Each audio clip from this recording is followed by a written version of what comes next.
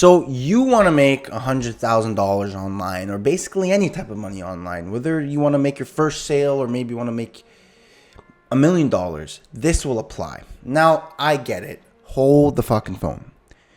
Julian, why is it called hacking mindset? Is this another fucking mindset video?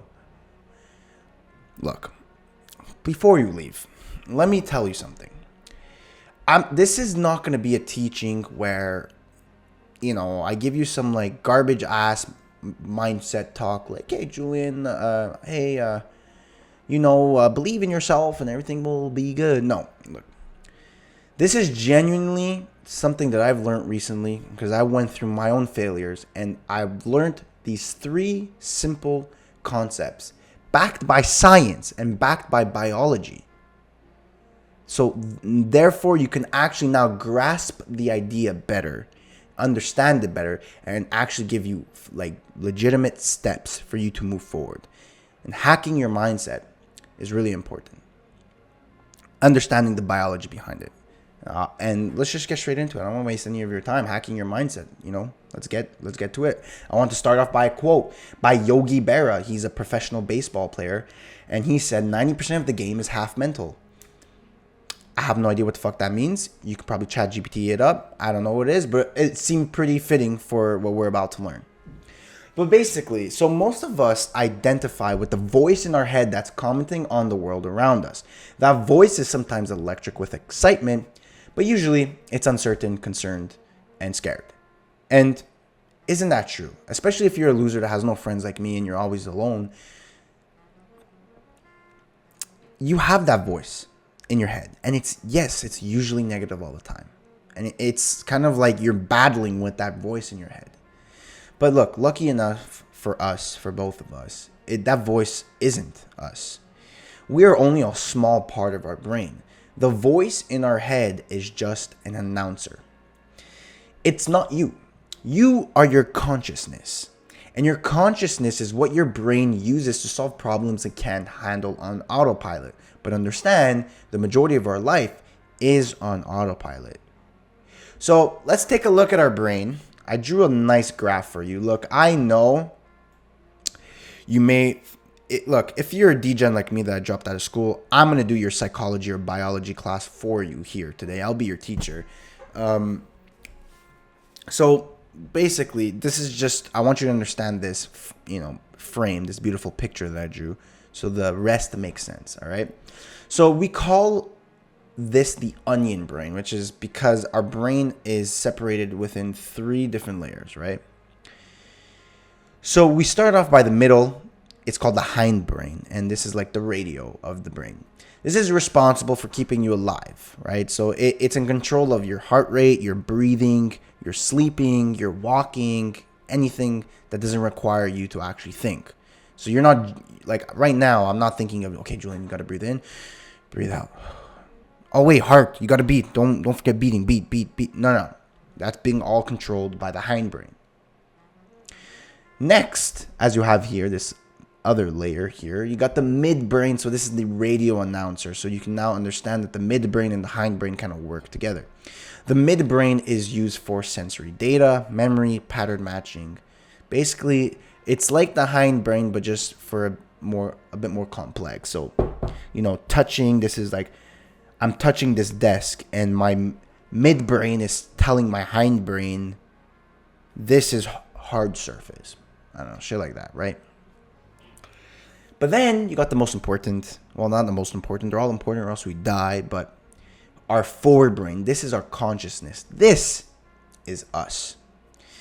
This is used for self-awareness, logic, deliberation, and decisions. So a lot of animals actually don't have a big forebrain, because even us, think back to when we were cavemen, right? We didn't use our forebrain. Our forebrain is actually a bit more newer compared to like the whole human anatomy or evolution. Like when we were cavemen, we weren't using our forebrain because we were just struggling to survive, right? So our midbrain and hindbrain would work together and do majority or basically all the work to keep us alive. But now that we've all developed, society's developed, we created inventions. So we don't have to think about, oh shit, I might die by a tiger tomorrow, our forward brain came more developed because now we have to deal with stuff that we're not usually like used to. We're not used to like, oh shit, I don't have to hunt for my food. So now we actually got to think a bit of like, okay, what are we doing now? That's where self-awareness came in. But now that you understand your brain a bit better, it's important. So now we can proceed, right? So most of the time, like I said, our midbrain and our hindbrain run the show, even till this day. But when you face something unexpected, the forebrain kicks in and starts considering actions. Like I said, this part of our brain is a bit new and we must train it. So that's why now when people say like, you got to get out your comfort zone, you got to do this, you got to do that, that's just cheesy ass advice. But now you're understanding, wait, they're actually onto something. I'm explaining to you here the reason why they say them. The reason why is because our forebrain is like a muscle. You need to train it. So the more times you put yourself in unexpected situations, your forebrain is used more, therefore becoming it stronger, therefore becoming more self-aware, more conscious, better at making decisions. So that's why people that aren't in comfortable positions growing up in life tend to be actually more smarter because they've used their forebrain more. Where when you've been given everything in your life, your forebrain's not used as much. Therefore, that's why you're dependent on other things. You're not independent. So this is to just put into a factor where just like the muscle you train in the gym, you want to grow your chest, right? You do bench presses or whatever, just like your forebrain. If you want to become more independent, want to become better at making decisions, you got to train. So you got to purposely put yourself in unexpected situations, like starting a business. All right, so now that you understand the brain better, we can use it more with intention, all right? Because now you understand that the announcer in your brain is not you. It's just simply following the options to satisfy that core human desires. Basically, like, this is not safe, right? The voice telling in your head that, no, we're so used to everyone going to school because that's what society has done, and we've done that for like the last hundreds of decades or whatever, few decades, right? Starting your own business, that's unexpected. I don't know, we're not safe with that. Don't do that. But that's not you. That's your midbrain and hindbrain just announcing that you're not familiar with it. Right? So now you're starting to see how the commentary voice in your head is not always right, as you can see here. So I want to bring this other concept here. It's called the perception control. So I bring this up because it helps you understand that our biological system always responds to certain stimuli.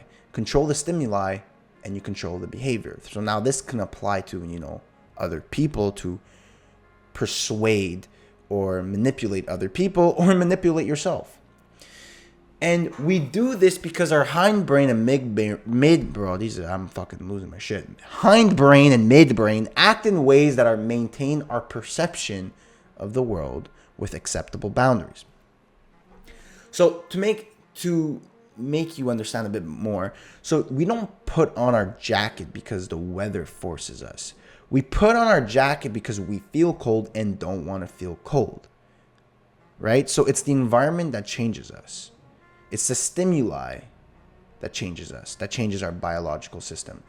So we all can control our perceptions of reality.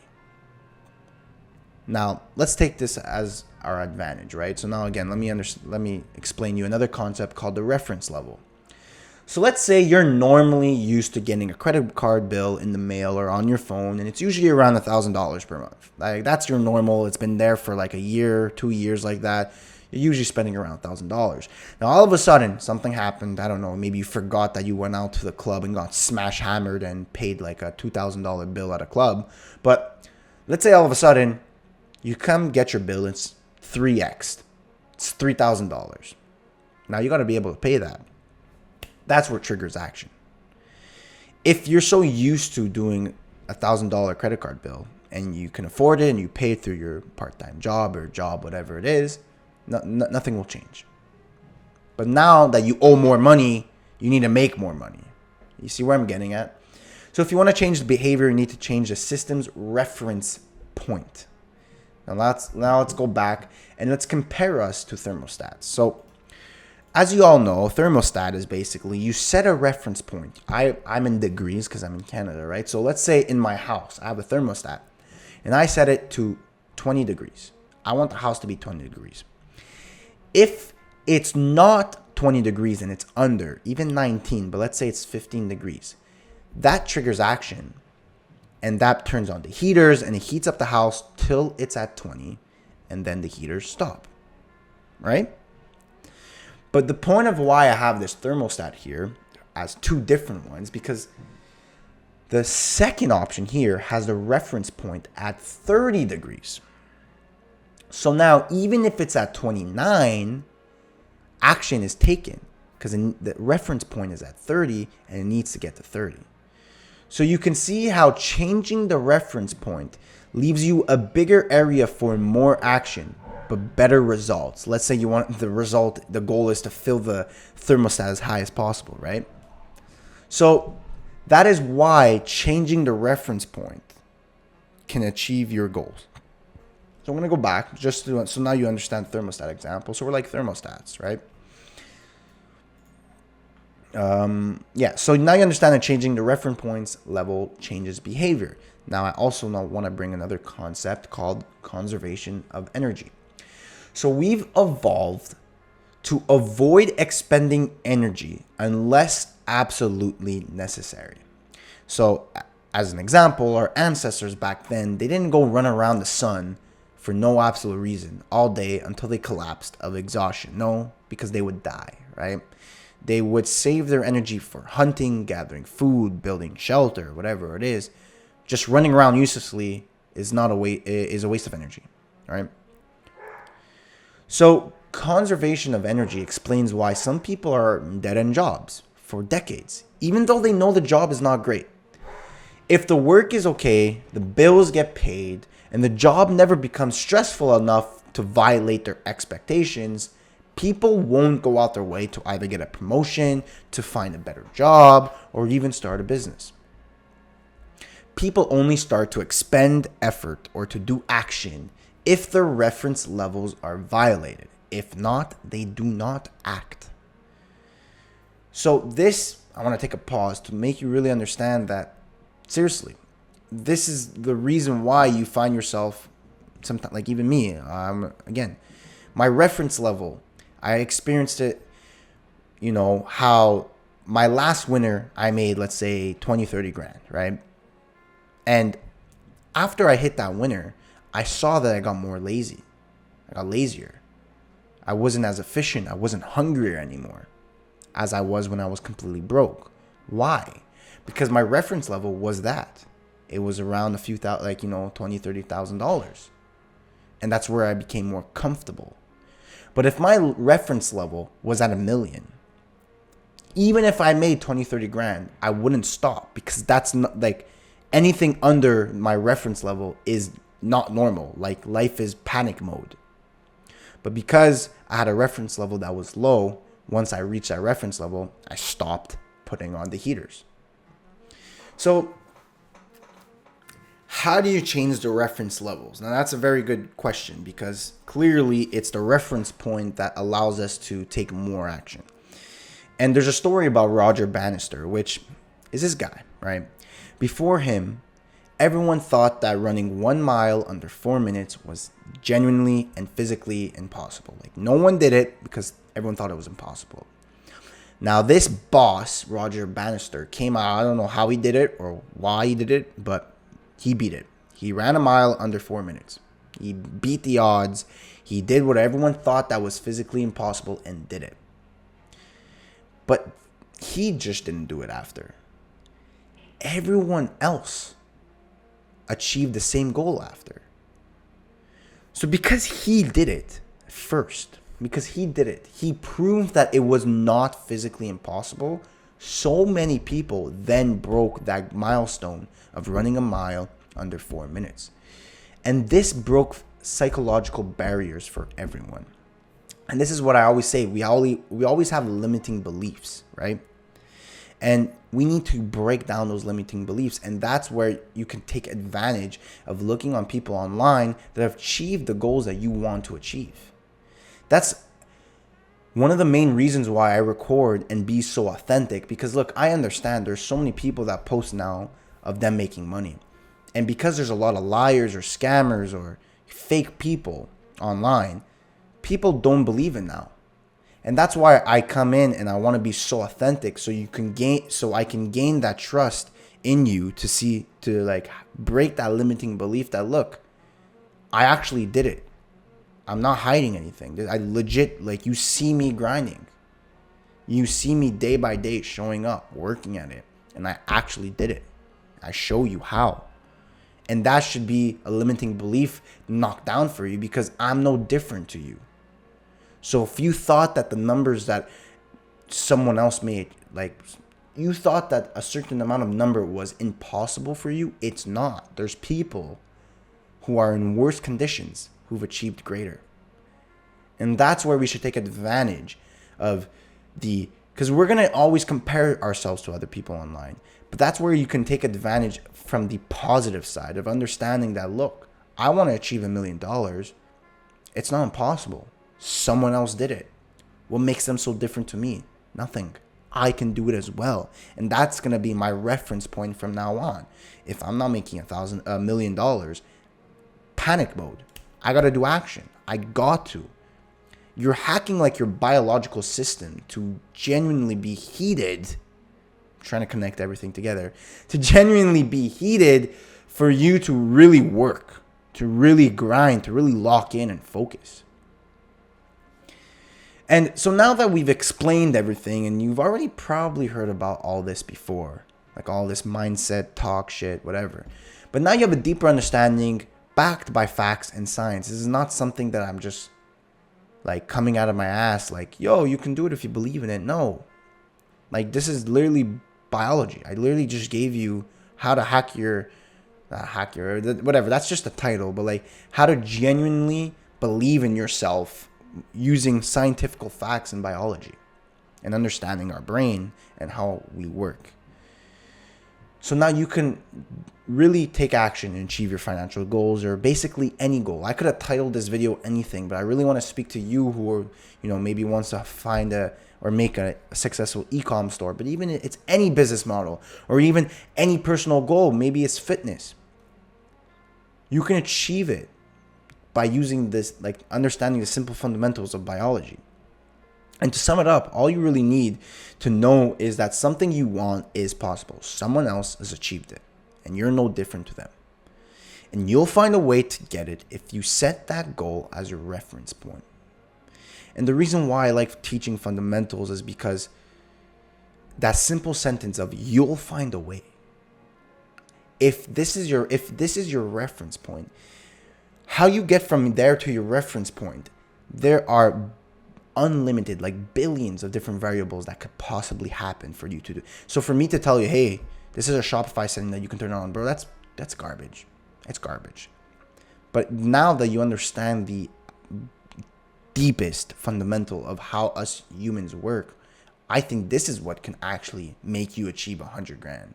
No one told me some specific information to make me achieve that. I just learned the fundamentals and everything just fell into place. When you have a reference point, just like the thermostat, right? It doesn't matter how the fuck it heats the house. It just fucking heats the house. It doesn't matter. It doesn't think, well, obviously it's a machine, but like trying to put into the example, it doesn't think about what about this, what about that. No, the house needs to be 20 degrees because that's the reference point. I'm going to fucking get it to 20 degrees. Straightforward. Again, I really hope you found this video valuable. It's, again, from a dropout, you learned biology. But I really think this is something that I've learned recently with my personal life. Making X amount and getting comfortable, then slacking off and trying to get back to it. I had to change my reference point. And now starting, recently, my reference point went way higher. I set my goal to way higher than what I've achieved because I know I can do better. There are other people that did it and I know I can. So my reference point used to be here and now it's here. And this is the main reason why I'm going to get to the top, because I've changed my reference point to the top. And that's where I'll see you, at the top.